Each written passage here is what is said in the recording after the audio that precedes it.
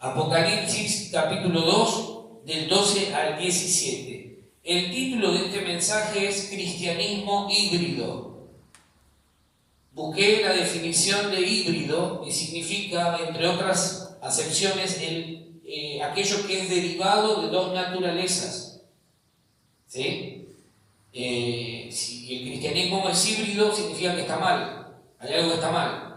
Porque el cristianismo tiene una sola naturaleza y es divina, es celestial.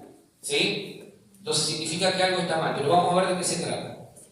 Dice versículo 12 en adelante, Apocalipsis 2, del 12 al 17. Dice: y escribe al ángel de la iglesia en Pérgamo, el que tiene la espada aguda que tiene la espada aguda de dos filos, dice esto: yo conozco tus obras y dónde moras, donde está el trono de Satanás, pero retienes mi nombre y no has negado mi fe, ni aun en los días en que Antipas, mi testigo fiel, fue muerto entre vosotros, donde mora ¿quién? Satanás. Dos veces le dice a esta iglesia, yo sé que estás donde mora Satanás, dos veces. Versículo 14: pero tengo unas pocas cosas contra ti. Ahí agarrate, porque cuando el Señor empieza a decirte tengo unas pocas cosas contra ti,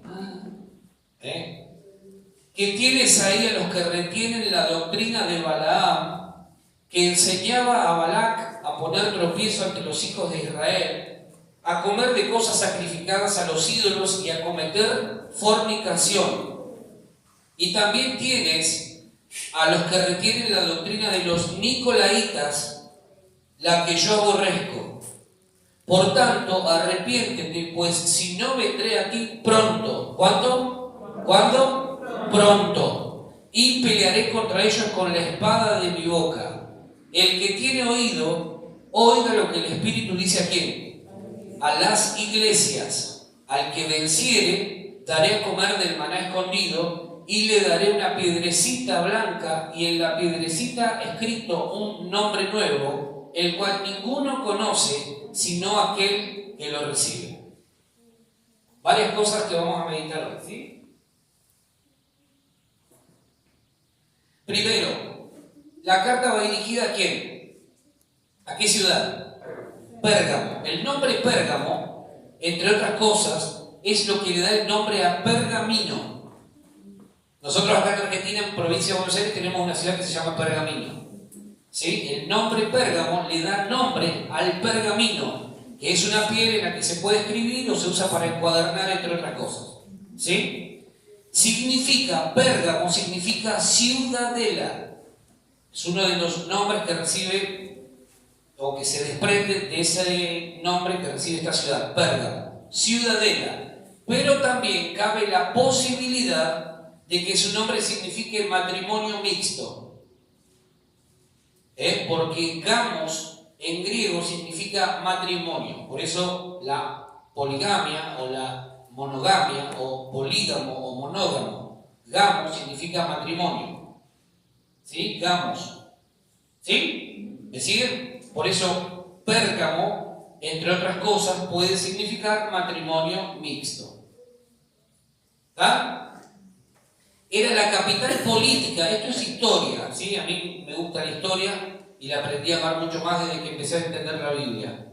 Porque la historia nos permite ubicarnos en el contexto en el que fueron dichas y escritas las cosas que están en la Biblia. ¿Está bien? Entonces, por eso yo, para ubicarnos un poco, les cuento de la historia. Era la capital política de la provincia romana de Asia Menor. Asia Menor era el lugar donde estaban ubicadas todas estas 7 iglesias que menciona Juan. Para que ustedes se ubiquen, es la zona de Turquía y los alrededores. ¿Sí? La actual Turquía, toda esa zona. Cuando Juan escribe esta carta, Pérgamo ya había sido ciudad capital de la región por más de 300 años. La ciudad era destacada, era conocida por la cultura y educación que había en el lugar. No era gente ignorante, había mucha gente educada. Tenía la ciudad una de las más grandes bibliotecas del mundo antiguo. Para que ustedes se den idea, en esa biblioteca había 200.000 volúmenes. En aquel entonces, ¿sí? Hasta que en un gran gesto, Marco Antonio, enamorado de Cleopatra o tenía ciertos intereses con Cleopatra, la reina del Nilo, ¿qué hace? Le regala la biblioteca que estaba en este caso en Pérgamo, se la regala para que Cleopatra la lleve a Alejandría, en Egipto. ¿Sí? Eran las bibliotecas que competían en ese entonces. Estaba la biblioteca de Pérgamo y estaba la biblioteca de Alejandría. Entonces este hombre, Marco Antonio, lo que hace es, mira, la verdad que te quiero hacer un regalo, Cleopatra. Entonces le regaló la biblioteca, los 200.000 volúmenes que había se los regaló. Tenía otros intereses, el hombre, está bien. Era una ciudad extremadamente religiosa, tenía templos para los dioses griegos y romanos, y también había 3 templos dedicados para la adoración del emperador. ¿Se acuerdan lo que vimos la semana pasada de Esmirna? Que uno de los centros de adoración era el emperador. Bueno, esta ciudad, Pérgamo, tenía 3 templos para adoración al emperador. Entonces, además, esta ciudad era famosa por sus centros curativos. Era especialmente conocida como un centro de adoración para la sanidad y cuyo dios se llamaba Asclepios. Nosotros lo vamos a conocer como Esculapio. ¿Conocen? ¿Escucharon hablar de Esculapio? ¿Sí? Hay una serie que se llama Un gallo para Esculapio, creo que es. Bueno, Esculapio era este dios, los nombres, madre mía, espero que ninguno, hasta ahora no salió ninguno que se llame Esculapio. Si no tenés que matar al padre, a la madre, todos juntos.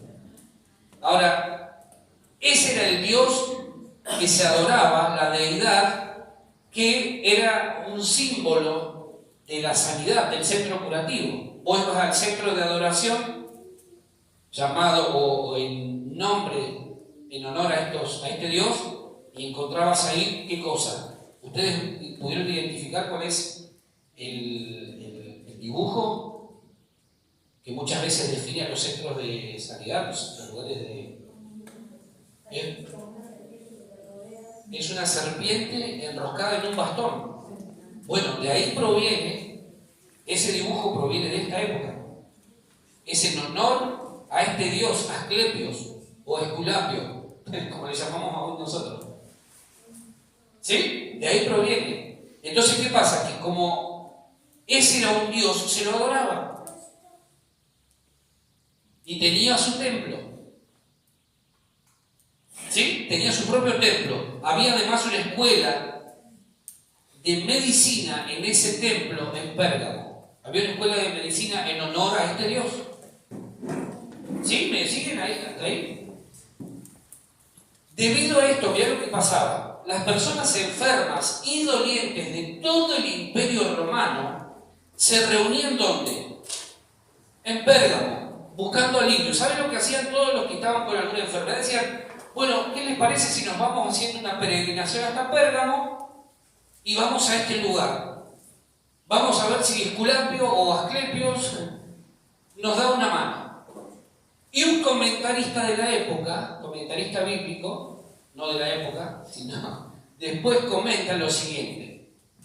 Los que sufrían, esto es historia, esto pasó, los que sufrían se les permitía estar durante la noche en la oscuridad de ese templo. Imagínate lo que es. ¿Sí? Síganme porque está buenísimo esto. Yo cuando lo leía digo, qué interesante.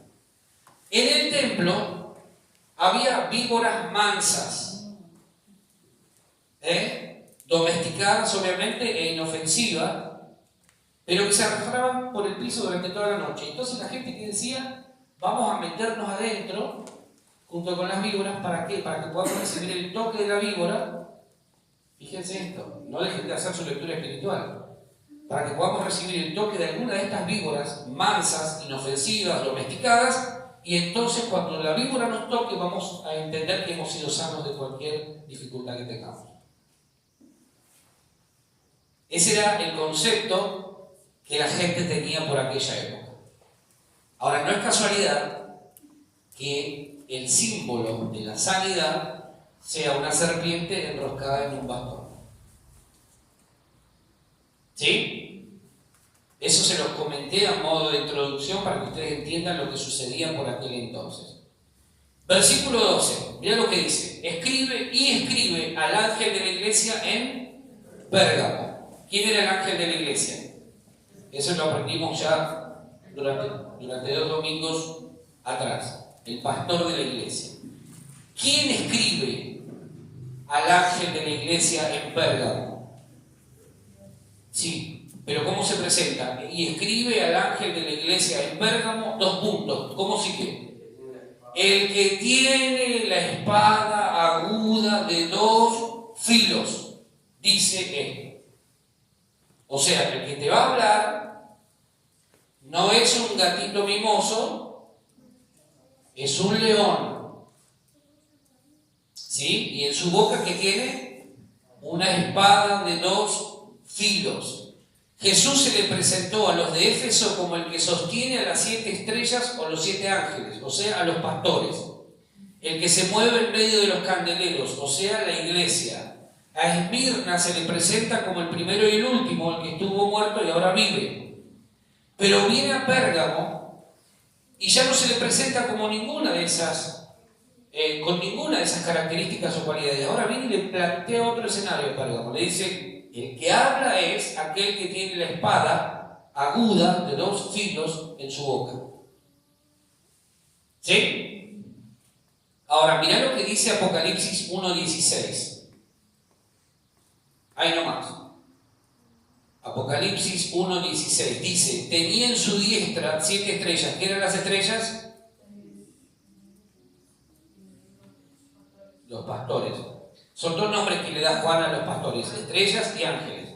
Las tenía en su diestra, dice. ¿Qué él sigue diciendo? De su boca, de la boca de aquel que yo vi, salía una espada aguda de 2 filos, y su rostro era como el sol cuando resplandece en su fuerza. ¿Sí? Eso es lo que vio Juan.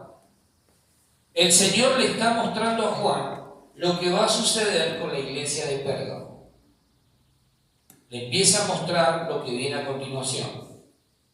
Lo que está diciéndole Juan, o Dios, o el Señor, por medio de esta carta a la iglesia, es: voy a confrontar todo aquello que está mal en la iglesia con la espada que hay en mi boca. Voy a confrontar. ¿Sí? Y van a sentir el corte.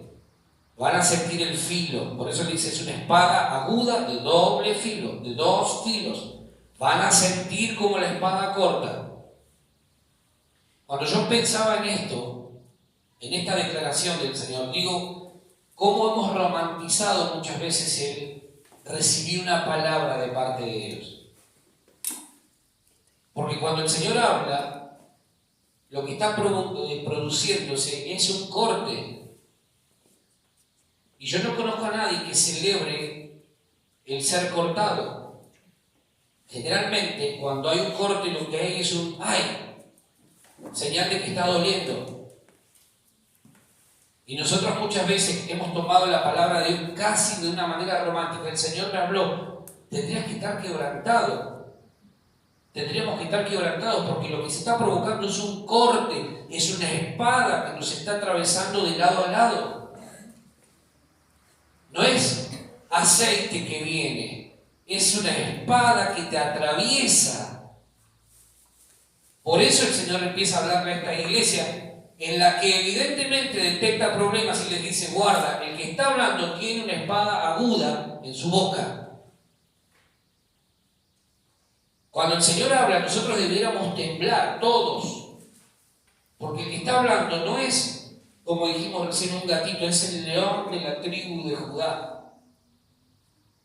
Y yo me imagino que el león, cuando ruge, todos los demás animales se deben estremecer. ¿Por qué? Porque hay una autoridad que no tiene ningún otro ser, ningún otro animal en su entorno. Ahora, cuando el Señor nos habla, muchas veces nosotros o no le damos el peso que la palabra tiene, o la romantizamos demasiado, al punto tal de no entender que estamos siendo cortados. La palabra viene a cortarnos. Viene a cortarnos. ¿Sí? Ahora, no es una espada común ni corriente, es la espada que sale de la boca del Señor. Es una espada que tiene un objetivo, viene a cortar. Cuando pensamos en esto, podemos remitirnos a lo que dice Hebreos 4:12. Vamos a Hebreos, capítulo 4, versículo 12. Hebreos capítulo 4, versículo 12 dice: porque la palabra de Dios es viva y eficaz, y más cortante que toda espada de dos filos, y penetra, dice, hasta partir. No viene a suavizarte o a hacerte un mimito, viene a partir tu alma y tu espíritu, las coyunturas y los tuétanos, y discierne los pensamientos y las intenciones del corazón. Eso es lo que hace la espada aguda de dos filos que está en la boca del Señor. Viene a partir lo que es alma y lo que es espíritu.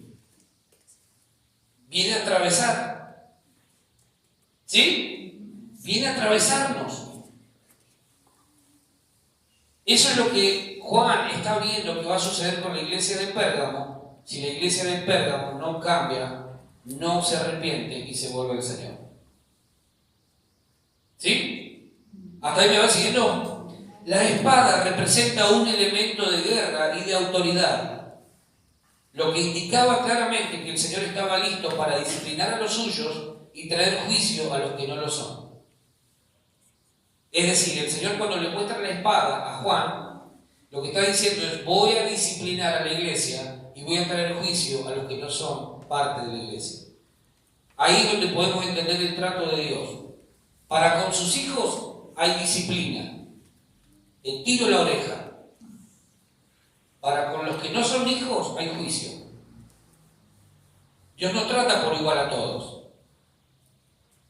¿Sí? Dios no trata por igual a todos. Para con los hijos hay disciplina, para con el resto hay juicio. Y eso es lo que está viendo Juan, que viene para la iglesia de Pérgamo. La espada en la boca del Señor es símbolo de juicio. Cada vez que el Señor habla, es su espada la que se mueve para cortar con lo que no es agradable delante de Él. Mirá lo que dice Pablo en Efesios 6:17. Efesios 6:17. Dice, está hablando de la armadura, ¿no? La armadura del cristiano. Dice: y tomad el yelmo de la salvación y la espada ¿de qué? Del Espíritu, que es la palabra de Dios. Que es la palabra de Dios. Mirá, cuando Dios pone una palabra en nuestra boca, una palabra que Él nos da, y vos la compartís con alguien, el Señor, eso que vos estás declarando es su espada, se transforma en una espada que el Señor utiliza para atravesar el corazón de aquel a quien vos dirigiste la palabra. ¿Sí? Por eso es importante siempre tener una palabra en nuestra boca. Porque si yo vengo y le digo a Luana: Dios dice tal cosa, Luana, Dios me dice tal cosa, y yo declaro esa palabra, el Señor toma eso que yo estoy hablando, la palabra, y la transforma en una espada que atraviesa la vida de ella y genera todo aquello por lo cual ha sido enviada. Por eso es importante tener siempre una palabra de Dios en nuestra boca. Porque cuando no tenemos una palabra de Dios en nuestra boca, no le estamos proveyendo al Espíritu una espada. Entonces, ¿con qué pelea el Señor nuestras batallas si no tenemos palabra? La guerra espiritual tan mentada y tan fomentada por estos días tiene que ver con palabras. No tiene que ver con demonios o cosas raras que a veces buscamos por todos lados. Tiene que ver con palabras. Cuando Goliat y David se enfrentaron, empezó un tiroteo de palabras. David dijo una cosa, Goliat dijo otra cosa. David dijo una cosa, Goliat dijo otra cosa. Hasta que finalmente utilizó una onda. Pero la guerra espiritual hoy, en nuestros días, se debate, se decide por palabras. Por eso tenemos que tener cuidado con lo que escuchamos. Porque así como la fe viene por el oír, también la fe se va por el oír. Si alguien viene y te dice, no, vos sos un inútil, y vos crees eso, tu fe se fue. Lo más probable es que nunca hagas nada. Y como no hay una palabra en nuestra boca de parte de Dios, terminamos creyendo una mentira. Entonces, todos los días vos tenés que procurar darle una palabra al Espíritu Santo para que en el momento correcto Él la transforme en una espada. ¿Sí? Porque si no vos estás desprovisto de armamento, ¿cómo vas a salir a la guerra espiritual? ¿Cómo vas a salir a la calle si no tenés una palabra? ¿Con qué vas a pelear? Es claro que el que pelea es el Espíritu, es el Señor, pero vos tenés que proveerle la espada. Vos sos el encargado de decir, Señor, esto es lo que vos me enseñaste. Entonces, cuando vos lo declarás, el Espíritu Santo toma esa espada y dice, ahora actúo yo. Amén. Si no, no hay posibilidades de nada, ¿eh? Cuando Dios le habla a la iglesia, en este caso de Pérgamo, y le muestra la espada en su boca, es para indicarle que hay algo que no está bien delante de su presencia. Y que Él viene listo para cortar y arrancar aquello que está mal. Cada domingo que venimos acá, cada domingo que somos expuestos todos a la palabra, el Señor lo que está haciendo es, hay una espada. Vengo dispuesto, listo a cortar lo que está mal. Vengo dispuesto a atravesarte. ¿Sí? Si nosotros no lo entendemos, la palabra pasa de largo, no hace nada. Pero cuando nosotros estamos atentos, el Señor lo que hace es atraviesa nuestra vida con su palabra. ¿Sí? Amén. Entonces, fíjense, dice el versículo 13, yo conozco tus obras. Una vez más, el Señor reitera lo que le dijo a Éfeso, lo que le dijo a Esmirna. Él todo lo sabe, todo lo conoce y todo lo ve. Yo conozco tus obras. Todo lo que esta semana hiciste, el Señor lo sabe. Todo lo que pensaste, aunque no lo hayas dicho, el Señor lo sabe. Todo lo que hicimos durante estos días, Él lo sabe. No hay un solo detalle que se le escape al Señor de nuestra vida. ¿Sí? Sigue diciendo, yo conozco tus obras, y dónde moras. ¿Dónde está el trono de quién? De Satanás. Pero retienes mi nombre y no has negado mi fe. Ni aun en los días en que Antipas, mi testigo fiel, fue muerto entre vosotros, donde mora Satanás. Miremos lo siguiente. 2 veces le dice el Señor a la iglesia, sé dónde moras, donde está el trono de Satanás. ¿Qué significa esto para esta iglesia? Que Pérgamo era un lugar de una fortaleza satánica enorme. Vos imaginate que había centros de adoración para los dioses griegos, romanos, para el emperador. Había 3 templos de adoración para el emperador de aquel momento y además había un centro de adoración a Esculapio, a este dios de la sanidad. Por donde vos veías era un lugar donde efectivamente moraba Satanás. Entonces, ¿qué pasa? Que cuando Dios empieza, o el Señor empieza a hablarle esto a esta iglesia, empieza a decirle, ojo. ¿Por qué? Porque es probable que vos estés siendo oprimida por todos lados para que tu adoración cambie de centro.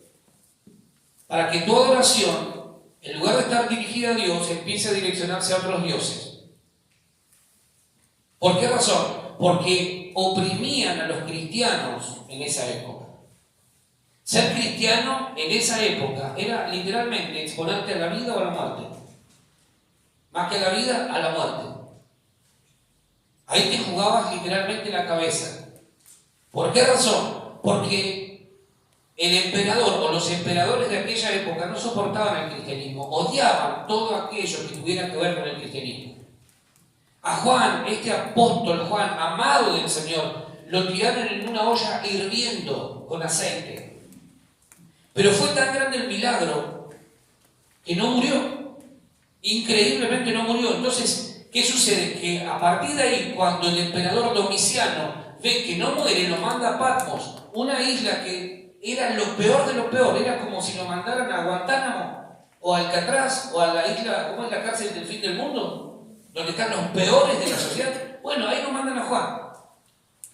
Y dice Juan que en medio de ese contexto, yo me lo imagino, digo, ¿cómo habrá sido, no? Porque en ese contexto de gente de lo peor, este hombre dice, yo estaba en el Espíritu en el día del Señor y pude ver al que estaba ahí sentado y pude ver sus ojos, eran como llamas de fuego, y pude ver que sus pies eran de bronce bruñido.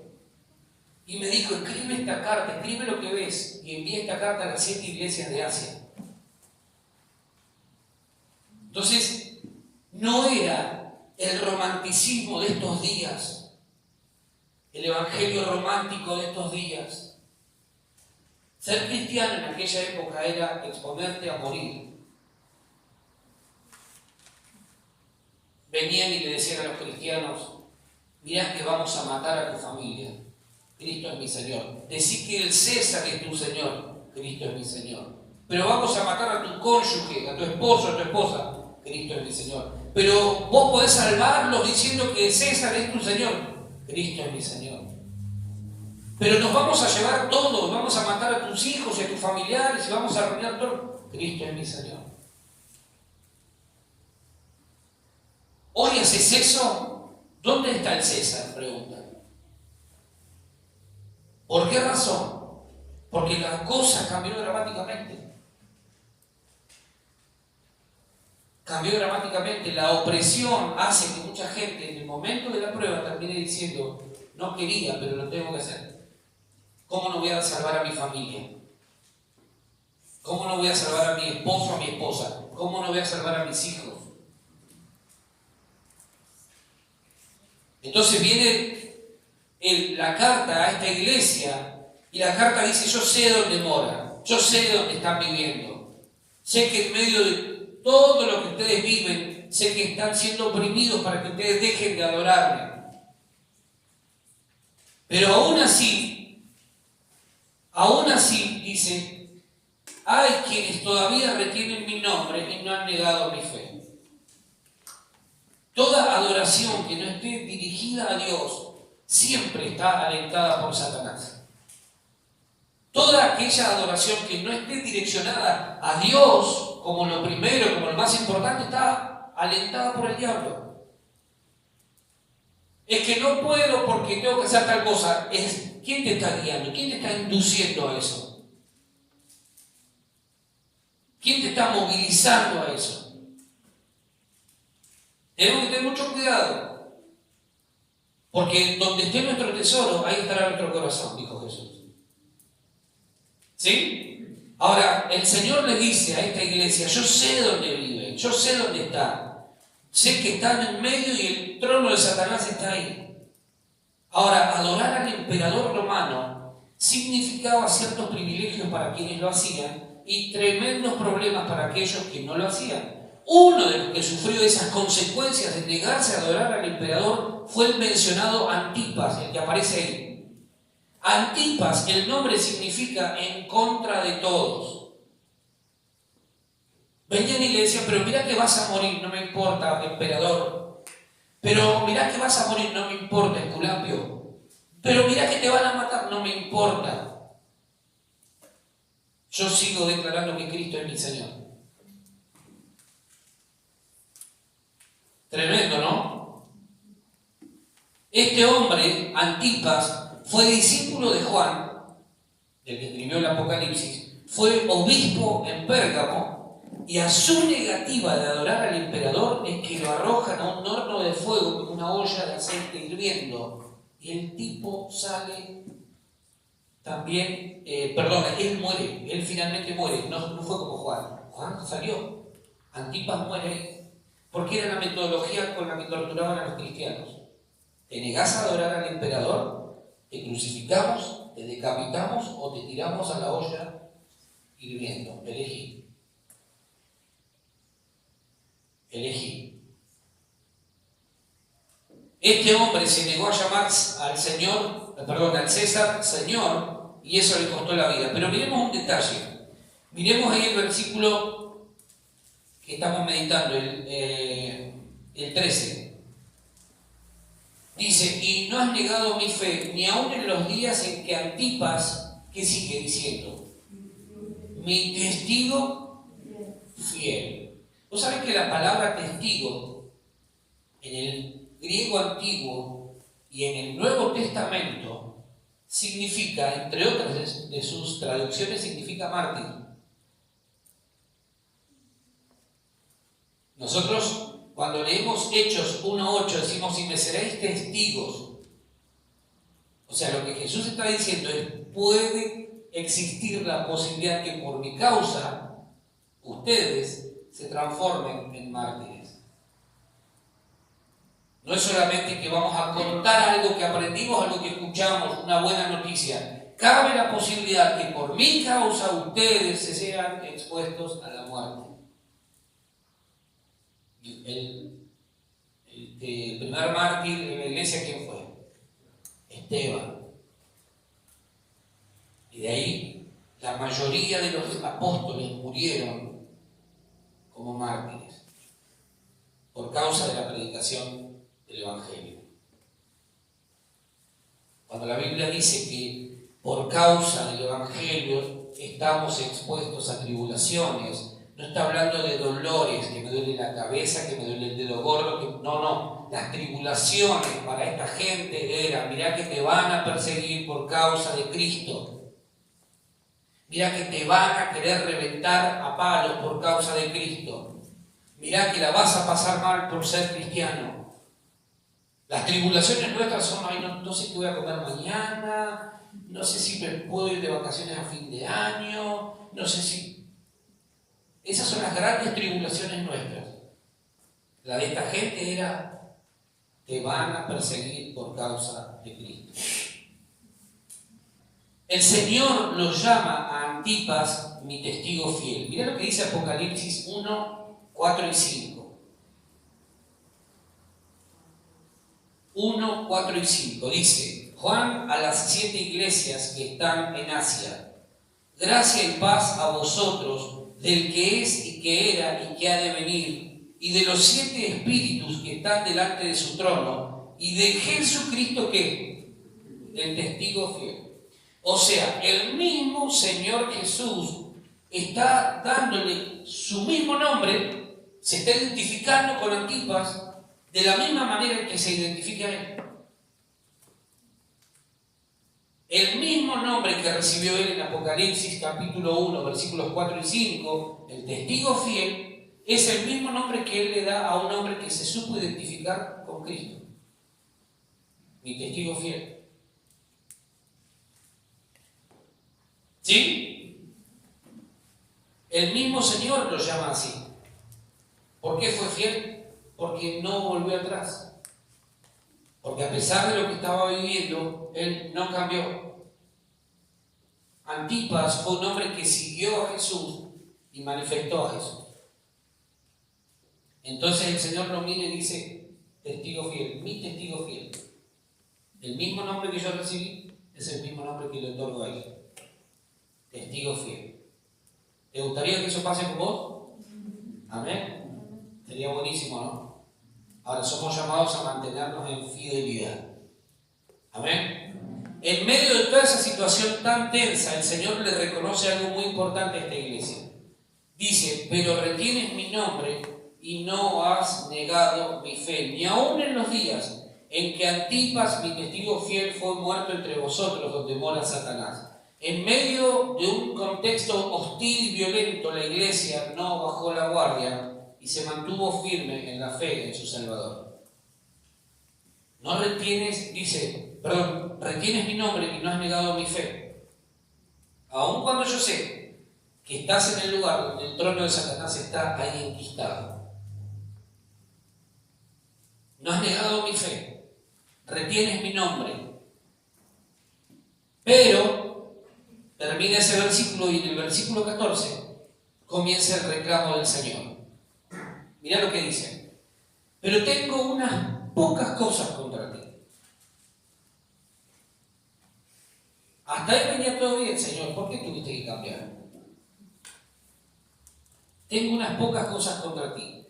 que tienes ahí a los que retienen la doctrina de Balaam, que enseñaba a Balac a poner tropiezo ante los hijos de Israel, a comer de cosas sacrificadas a los ídolos y a cometer fornicación. Y también tienes a los que retienen la doctrina de los nicolaitas, la que yo aborrezco. ¿Sí? El Señor comienza a partir de este versículo a poner el acento en las cosas que Él veía en la iglesia de Pérgamo y que Él venía con su espada dispuesto a cortar de la vida de la iglesia. Entonces comienza a señalarles. Primero los alaba. Les dice, genial, en medio de un contexto difícil ustedes retuvieron mi nombre y no han negado la fe. Buenísimo, los felicito. Demos vuelta a la página, escuchen lo que tengo para decir. En medio de toda esa situación, el Señor viene y les dice, tengo contra ti que tienes ahí a los que retienen la doctrina de Balaam. A veces pensamos que porque las cosas están mal en nuestro medio, tenemos la licencia de movernos de una manera distinta a la que el Señor espera de nosotros. Que el contexto o la situación que estamos viviendo sea difícil no significa que tengamos la licencia para hacer lo que todo el mundo hace. ¿Sí? Porque a veces decimos, bueno, pero el Señor sabe que estamos viviendo situaciones difíciles, entonces me dan licencia para hacer lo que la gran mayoría está haciendo, que no forma parte de la voluntad de Dios. Aunque estés en medio del trono de Satanás, no tenés permiso para hacer lo que es incorrecto. Eso es lo que el Señor le está diciendo a esta iglesia. En medio de un contexto difícil, el Señor no se limita a decirles o marcarle a aquello que estaba mal. Se lo señala, le dice, están viviendo una situación en un contexto difícil, pero lo que están haciendo igualmente está mal. Y entonces empieza a señalarles, tienes a los que retienen la doctrina de Balaam. Lo que el Señor nos manda hacer, lo tenemos que hacer. No importa el contexto. No importa el contexto. Es que las cosas están difíciles, Señor. Entonces, no importa lo que esté sucediendo a tu alrededor. Lo que Dios te dijo es lo que Él te va a reclamar. Si no lo entendemos, Él va a venir con una espada aguda de 2 filos a cortar lo que está mal. Como pasó con esta iglesia en Pérgamo. Dios no cambia y lo que Él señala como malo en el pasado lo sigue marcando en el presente y en el futuro también.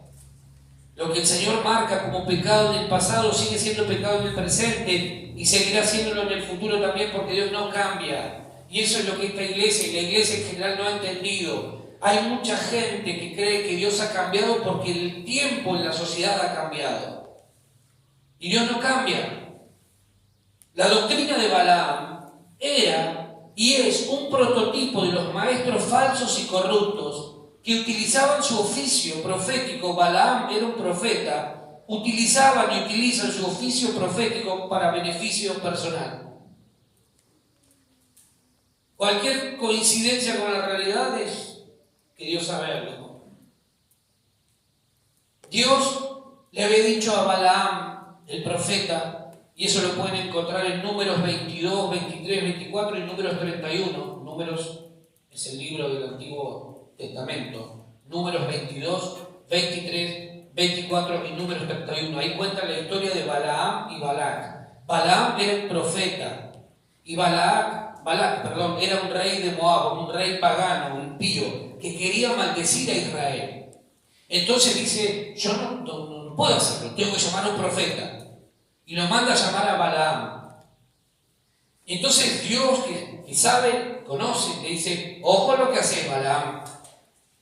Porque yo determiné bendecir a Israel y no podrá haber maldición que pueda venir en su contra. Entre otras palabras, que lo estoy parafraseando. Entonces le dice, ojo lo que haces. Y entonces, cuando viene la primera oferta, la primera propuesta de este rey, Balac, a Balaam se para todo espiritual y dice, no, todo lo que Dios me diga, yo te lo voy a decir. Y hasta cierto punto se mantuvo firme. El problema empezó cuando Balaam le dice, bueno, qué lástima, pues mira, yo había pensado entregarte algunas recompensas a causa de que vos maldigas a Israel. Bueno, a ver, esperemos un cachito, voy a consultar a Dios a ver qué me dice Dios.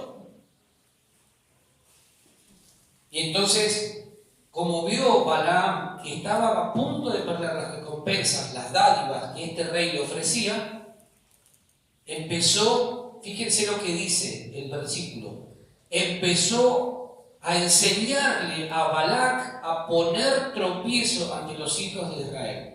Es decir, no los maldigo yo, pero vení que te entreno a un par para darte estrategias para ver si los pueden hacer caer. Porque no me quiero perder las dádivas. ¿Te suena conocido eso? No me quiero perder las ofrendas, no me quiero perder lo que quieren para darme, entonces digo cualquier pavada. ¿Por qué? Porque me importan las dádivas. No vengo a decirte lo que Dios está diciendo, vengo a decirte lo que a mí se me antoja. ¿Por qué razón? Porque estoy pensando en lo que me puedo llevar de recompensa. ¿Se dan cuenta que no hay nada nuevo? Entonces, ¿qué sucede? Que efectivamente Balac, este rey impío, toma las estrategias que le dio este hombre, este profeta, y efectivamente comienza a poner palos en la rueda de Israel. Mirá lo que dice Números 25. Números capítulo 25 del 1 al 5.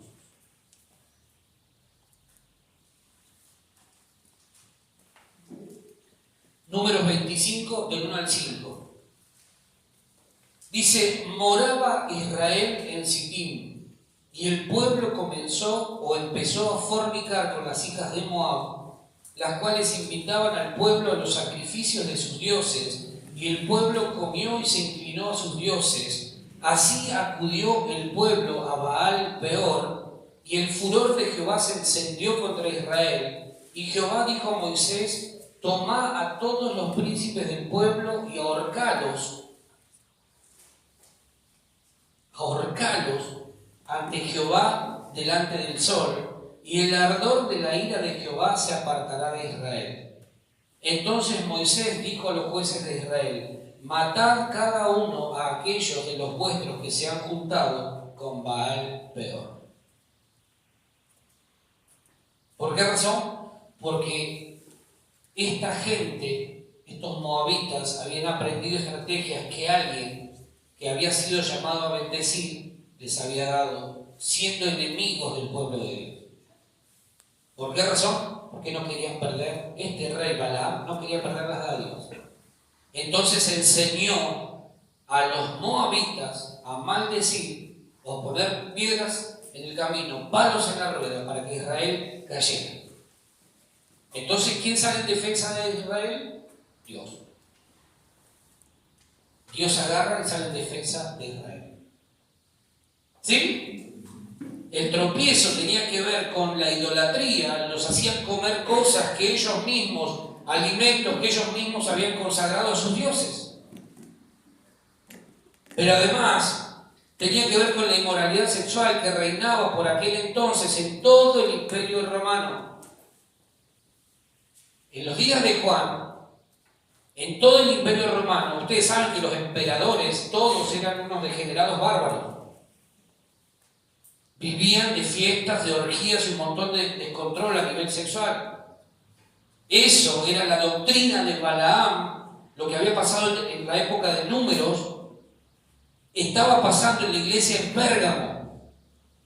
Entonces el Señor, que todo lo ve, que todo lo sabe, todo lo conoce, le dice a Juan, escribid a esta gente que ellos, aunque algunos han retenido mi nombre y no han negado la fe, hay algunos todavía que están con la doctrina de Balaam. Es decir, cometen idolatría y todo tipo de inmoralidad sexual. Si no se arrepienten, voy a venir con la espada de mi boca y voy a traer juicio.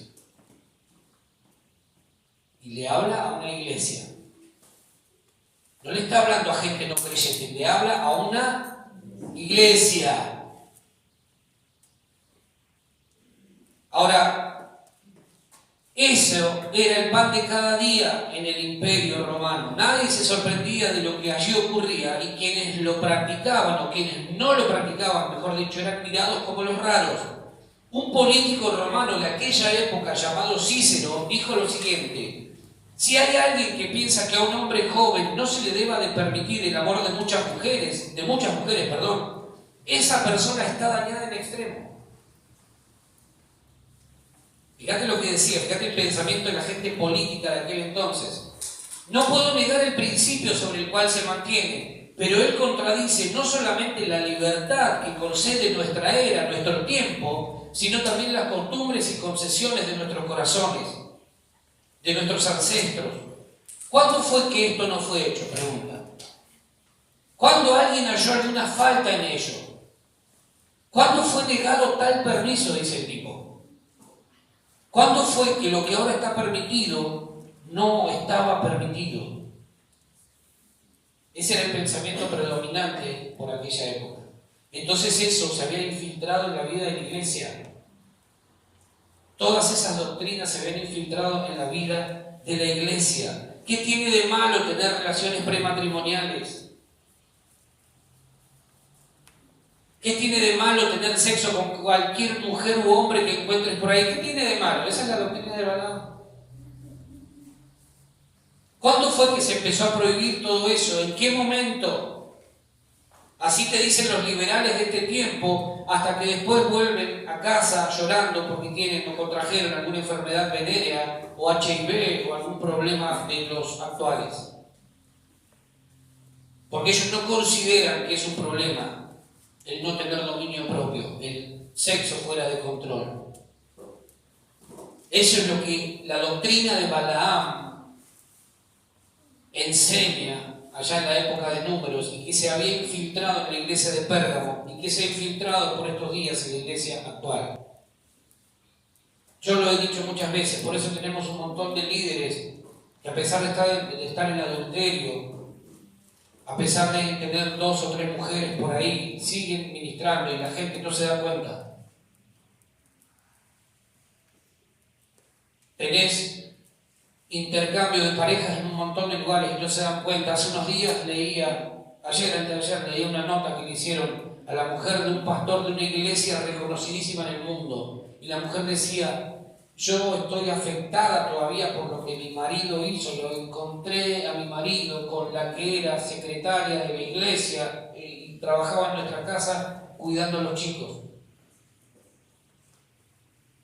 Y es una iglesia que tiene un montón de denuncias de este tipo. Y un ministerio que en su momento bendijo a miles y miles, hoy se está desmoronando, se va cayendo. ¿Por qué razón? Porque se fue tapando todo y hoy Dios, por alguna razón, lo está sacando todo a la luz. Y se va cayendo, se va desmoronando. La doctrina de Balaam te dice: no te hagas problemas, dale. ¿Tenés ganas de acostarte con el primero que se te cruza? Dale para adelante. Dale para adelante. ¿Querés idolatrar? ¿Querés ser un idólatra? Dale para adelante. Y la idolatría no es prenderle velas a Gauchito Gil o a veces la idolatría tiene que ver con el dinero, tiene que ver con el trabajo, tiene que ver con alguna cosa que le quita el lugar a Dios, el primer lugar a Dios en nuestra vida. Eso es idolatría. Cuando le quitamos a Dios el primer lugar de nuestra vida, estamos transformándonos en idólatras, nos guste o no. Y eso trae muerte. Trae muerte. Dios no puede ser lo segundo ni lo tercero. O es lo primero o no es nada. Pero Dios no nos comparte con nada ni con nadie.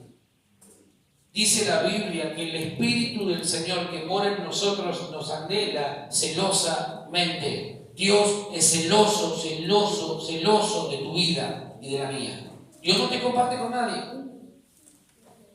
Dios no te comparte con nadie. ¿Sí? ¿Amén? ¿Me van siguiendo? Entonces, ¿qué pasa? Que en la iglesia de Pérgamo estaba sucediendo esto. Ellos retenían dentro de sí a quienes practicaban esta doctrina. Entonces, además, significaba que no solamente la escuchaban a quienes venían con eso, sino que además había gente que la practicaba. Y la inmoralidad y la idolatría siguen siendo pecados delante del Señor. No importa quién te diga lo contrario. El Señor dice en su palabra que los inmorales y los idólatras no heredarán el reino de los cielos. Si alguien te viene a decir lo contrario, no lo escuches. Por eso la Biblia comienza diciendo, o termina diciendo, cada carta a las 7 iglesias, el que tiene oído, oiga lo que el Espíritu dice a la iglesia. ¿Sí? Motivado por el amor al dinero y otras cosas más, Balaam, profeta de Dios, les dio estrategias a los moabitas. Entonces el Señor viene y le muestra a Juan la espada. Guarda porque vengo con juicio. Guarda porque vengo con juicio. Hoy, tristemente, este problema sigue presente en la vida de la iglesia. Hay idolatría y hay todo tipo de inmoralidad sexual. Hay fornicación, adulterio, homosexualismo, lesbianismo, gente que está atrapada por la pornografía y que no puede salir, y que no quiere salir, y tampoco le pone mucha onda para salir. Y eso es inmoralidad sexual. Ahora, el Señor, que todo lo ve, que todo lo sabe, todo lo conoce, viene con espada para cortar de raíz todo lo que está mal en la vida de la iglesia. Él lo va a hacer. ¿Por qué razón? Porque Dios tiene que santificar a su iglesia. Y lo único que santifica a la iglesia es la palabra. Santifícalos en tu verdad, dijo el Señor en su oración. La palabra es verdad. Lo que santifica tu vida y la mía no es una oración así nomás, es la palabra, el andar en la palabra, el vivir la palabra, el caminar en la palabra nos santifica. ¿Sí? Entonces, no te sorprendas si en este tiempo Dios empieza a hacer esto. No te sorprendas. En el tiempo de Números, del libro de Números, dice, y Jehová mandó ahorcarlos, leímos recién, ¿no? O los ahorcó, le dio la orden, ahorcarlos delante del pueblo. Ahora, el Señor en este tiempo lo va a hacer. Acordate lo que te estoy diciendo. Porque Él vuelve por una iglesia santa, sin manchas y sin arrugas. No por una iglesia inmunda, inmoral, idólatra. Él vuelve por una iglesia que realmente viva en la santidad de Dios. Por muy moderno que pueda parecerte esa propuesta de Balaam, haz lo que quieras, dale para adelante. ¿Tenés ganas? Dale. Por muy moderno que parezca esa oferta, no forma parte del plan de Dios para tu vida y la mía. Por muy cool que parezca, acostate con cualquiera, dale, vía libre, canilla libre, haz lo que quieras. ¿Querés mirar pornografía en internet? Mirá, dale. Yo conozco tus obras. Él todo lo ve, Él todo lo sabe, Él todo lo conoce. Y vengo con una espada en mi boca para cortar lo que está mal.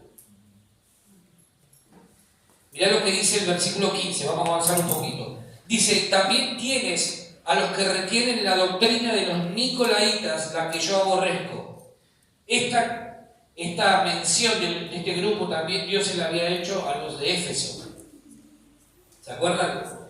Bueno, y ahora se la señala, a los de Pérgamo. Y le dice, también tienes a los que retienen ahí la doctrina de los nicolaitas, la que yo aborrezco. El problema de la iglesia de Pérgamo no solo tenía que ver con prácticas mundanas y alejadas de los valores del reino de Dios, sino también con la aceptación de doctrinas heréticas. Los nicolaitas eran un grupo de personas que manifestaban, que llevaban adelante una serie de doctrinas que Dios aborrecía, que tenían que ver con herejías. ¿Sí? Y en la carta a Éfeso, el Señor alaba a los de Éfeso porque ellos odiaban las obras de los nicolaitas, pero estos tenían, los nicolaitas, una doctrina y al parecer se había infiltrado en la iglesia de Pérgamo. O sea, tenían un problemón enorme, porque cualquiera venía y les decía todo lo contrario a lo que la Biblia enseña. Entonces Dios me dice, no puede ser que además de ser unos degenerados y de mantener gente degenerada, idólatra, además acepten como bíblico, como palabra mía, cualquier cosa, cuestiones de hombres.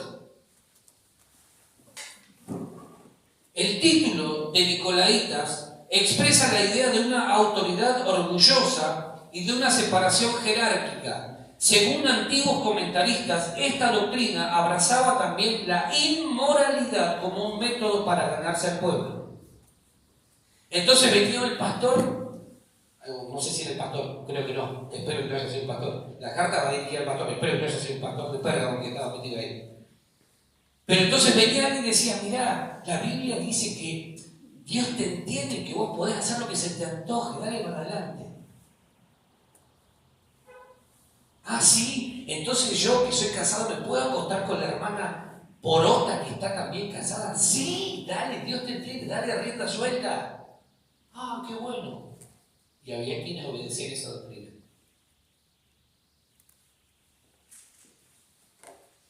Entonces Dios, que todo lo ve, que todo lo sabe y todo lo conoce, dice, estoy viendo que hay gente que retiene una doctrina que yo aborrezco. No importa quién te lo diga, si contradice la autoridad final, que es la Biblia, en tu vida y en la mía, descartalo porque vas a tener la advertencia seria y profunda de parte del Señor. Hoy se habla mucho de la teología de la prosperidad, pero vos ves a los pastores que prosperan. La gente sigue pobre, mucha gente sigue pobre. Los pastores que prosperan tienen yates, aviones de ida y de vuelta, tienen casas, 3, 4 casas, y vos decís, ¿de dónde sacaron tanto? Porque en ningún momento yo veo que la Biblia me avale a mí, al contrario, la Biblia dice que debemos tener sobriedad, no ebriedad. Sobrios, sean austeros, no dados a los excesos. Porque eso es vanidad. ¿Qué estás queriendo mostrar? ¿A quién vas a convencer de tu evangelio? Si lo único que haces es deshonrar el nombre de aquel que te pudo haber llamado. El Señor llama la atención a la iglesia y le dice, retienes una doctrina que yo aborrezco. La iglesia de hoy, de estos días, está permitiendo que doctrinas heréticas hagan exactamente lo mismo que hicieron en Pérgamo, que son aborrecidas por el Señor de la iglesia. El reproche a Pérgamo no es solo en contra de aquellos que retienen esas doctrinas, sino que además es en contra de la iglesia que permite que se siga enseñando. En 1 Corintios 5, 1 al 9, voy rapidito porque quiero terminar. Anoten el texto y después lo leen en casa. En 1 Corintios 5, 1 al 9, el apóstol Pablo les reprocha a los de Corinto su tolerancia y aceptación de falsas doctrinas y de inmoralidad, y también ellos tuvieron que ser reprendidos. ¿Por qué? Porque el Señor no acepta que en la iglesia haya ninguna de estas cosas. Necesitamos entenderlo porque si no nos vamos a exponer a la espada de juicio del Señor. Aun cuando la tolerancia esté de moda en nuestros días, en nuestro tiempo, no debemos permitir que se filtren prácticas pecaminosas ni doctrinas heréticas en medio de la iglesia. Vos tenés que denunciarlo también, no me dejes solo. Cuando alguien venga con alguna cosa rara, decirle, ¿y de dónde sacaste eso? ¿Quién te dijo? Si alguien viene y te argumenta una cosa que tú decís, ¿de dónde sacó esto? ¿Sí? ¿Por qué razón? Porque lo que se busca es desterrar la voz de autoridad de Dios. Eso es la guerra espiritual que les mencioné al comienzo. Eso es la lucha espiritual, la batalla espiritual de palabras. ¿Sí? A pesar de la persecución, Satanás no pudo hacer mucho, porque muchos aún retenían la fe, como este hombre Antipas. Entonces, ¿qué hace Satanás? Propone una especie de estrategia. Primero la violencia. Vamos a tratar de imponernos. Matamos a uno. Como la gente no cede, entonces proponemos una segunda parte de la estrategia, que es aliarnos a ustedes. Infiltrar gente nuestra, ¿para qué? Para que ustedes sigan manteniendo esa doctrina dentro de las paredes de la iglesia, dentro de las puertas de la iglesia. ¿Sí? Una falsa enseñanza lleva a una mala práctica y una falsa enseñanza sigue siendo la estrategia del enemigo para destruir a la iglesia de Cristo. Versículo 16 en Apocalipsis. Dice, por tanto arrepiéntete, pues si no vendré a ti pronto y pelearé contra ellos con la espada de mi boca. Arrepentirse es lo primero que el Señor le pide a esta iglesia. Arrepiéntanse de las cosas que están haciendo. Yo sé que en medio de ustedes hay gente idólatra y hay gente inmoral y hay gente que sigue creyendo, introduciendo doctrinas heréticas. Arrepiéntanse, porque si no voy a traer juicio. Eso es lo que Dios les está diciendo. Arrepentirse tiene que ver con dejar de hacer lo que está mal, cambiar la manera de pensar para que cambie nuestra manera de vivir. Si nuestra manera de vivir no cambia es porque obviamente primero no estamos arrepentidos y porque nuestra manera de pensar no ha cambiado. Porque arrepentimiento significa eso, cambiar tu manera de pensar. Y entonces va a haber un cambio en toda tu vida. ¿Sí? Cuando alguien no cambió su manera de pensar, es lógico que no se arrepintió. ¿Por qué razón? Porque sigue actuando de la misma manera. El arrepentimiento verdadero lleva a un cambio. No hago lo que estaba haciendo, voy en otra dirección. Dejo de hacer lo que hacía, voy para el otro lado. ¿Amén? Porque si no estamos igual que aquellos que no conocen al Señor. Y arrepentirse no es algo para los que vienen por primera vez a Cristo, es incluido en esta carta para los cristianos que estaban en la iglesia de Pérgamo. El Señor le advierte, guarda porque vengo con espada. Las demandas de Dios no han cambiado. Las demandas de Dios no han cambiado. Y cualquier cosa que comprometa el testimonio de la iglesia, el Señor vendrá dispuesto a cortarlo de raíz.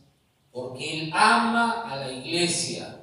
Dios cuida de su iglesia porque es la esposa, la novia de su Hijo. Entonces cualquier cosa que manche el testimonio de su iglesia, el Señor viene con espada, listo y dispuesto a cortarlo.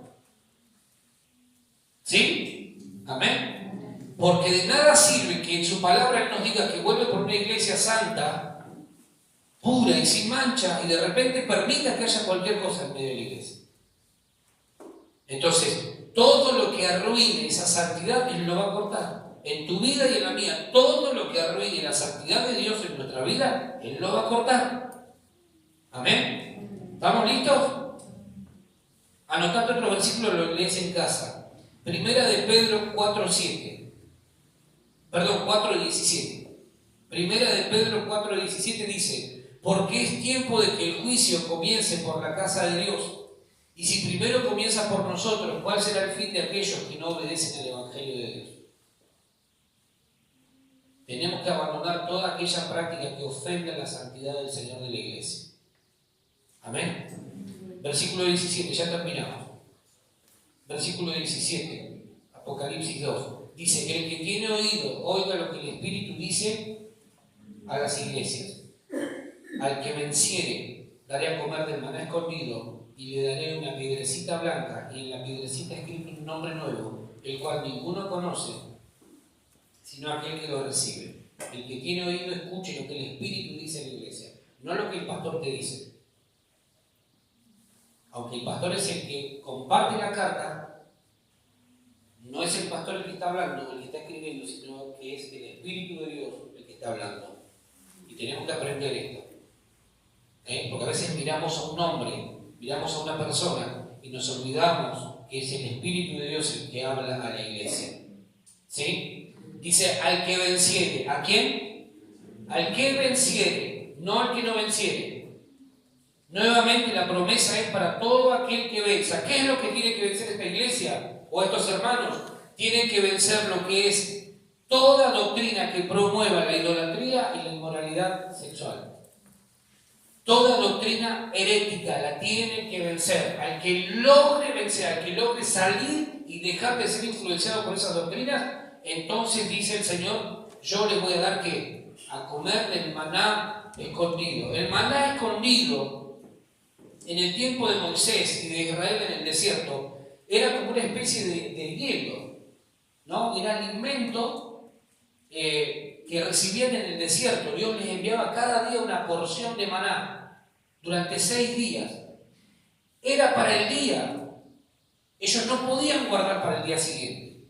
El lunes para el lunes, el martes para el martes, miércoles, jueves, viernes, sábado. El sábado, que en realidad no era el sábado, porque ellos guardaban el sábado, Pero el sexto día, ellos tenían que juntar una doble porción. Porque si ellos guardaban lo que guardaban de un día para el otro, se echaba a perder, se agusanaba, se ponía feo. Aparte que la orden era, para cada día van a tener una porción.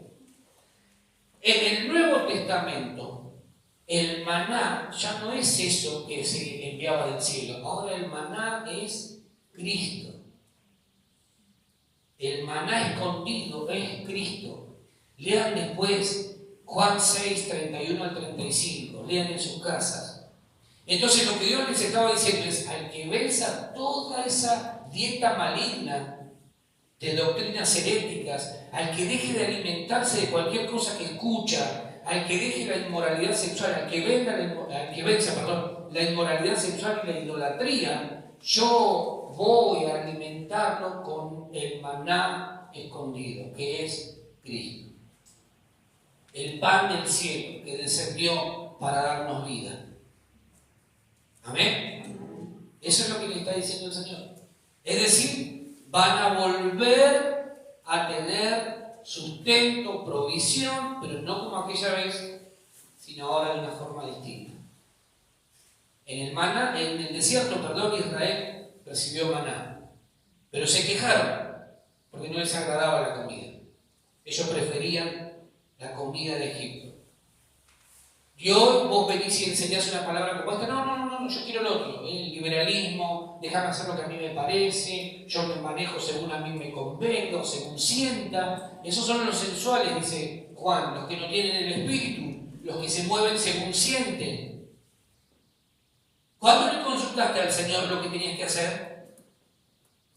Son gente sensual que se mueve según ellos sienten. Yo siento que a mí me parece que tengo que hacer esto. Preguntale al Señor. Y si tienes oído, el que tiene oído, oiga lo que el Espíritu dice a la iglesia. Pero no tome decisiones basadas en tus sentimientos y emociones, porque eso es carne pura.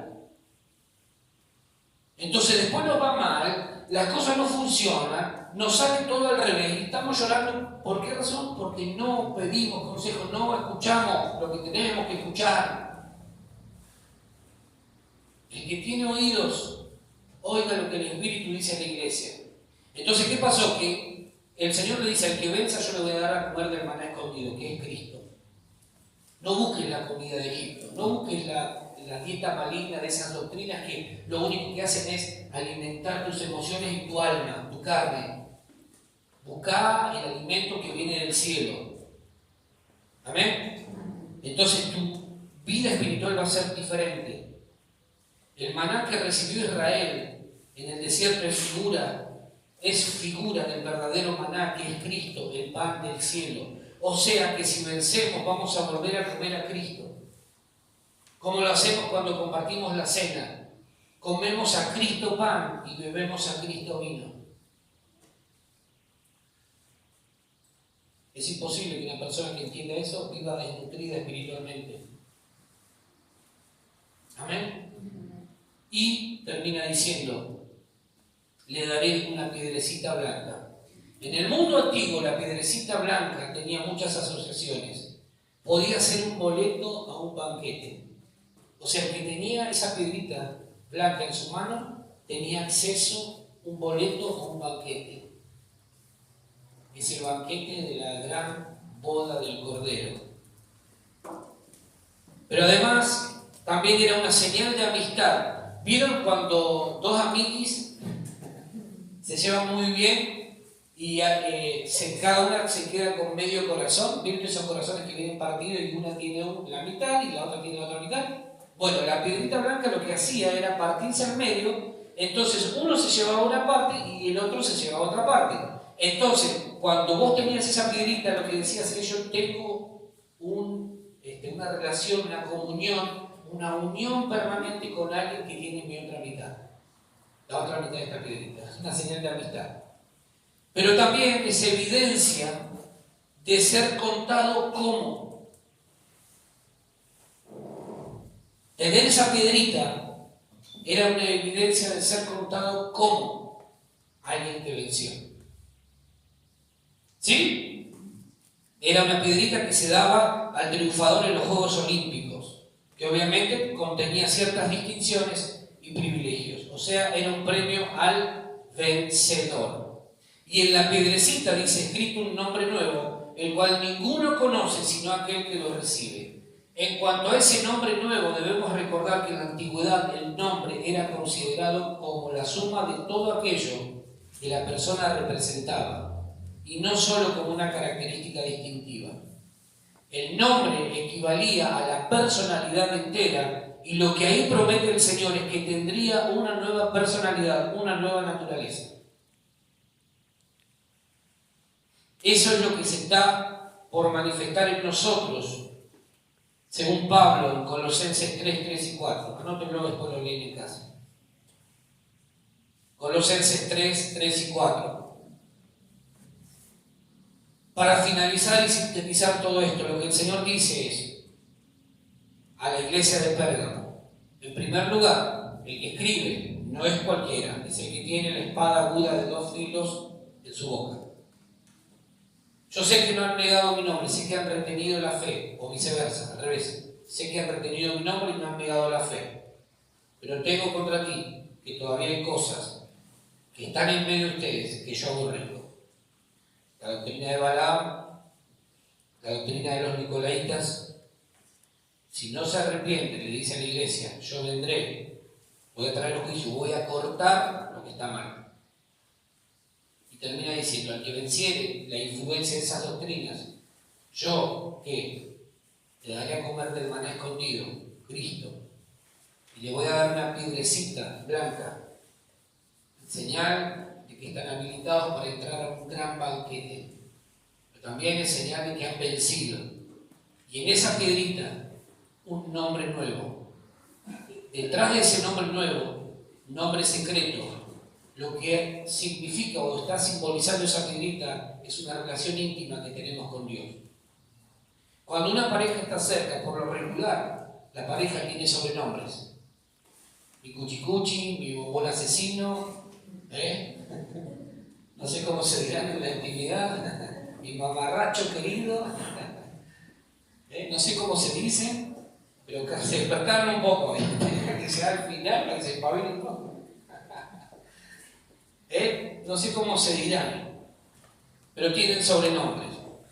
Esa es la misma idea. El nombre que Dios te va a dar, el mundo no lo sabe, no lo puede identificar, pero habla de que vos tenés una relación profunda con el Señor. Amén. Eso nos habla de intimidad y comunión con Él. Él nos trata de una forma que el mundo desconoce, pero también habla de una reservación en un lugar. Y es que el Señor ha reservado en los cielos un lugar muy especial para nosotros. Por eso, al que logre vencer, Él le va a dar esa piedrita. Amén.